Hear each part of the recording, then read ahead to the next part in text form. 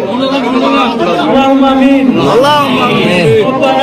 ربنا آتنا في الدنيا حسنة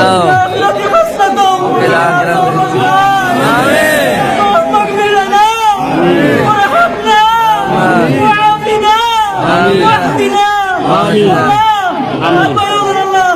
শহীদ হিসেবে কবুল করুন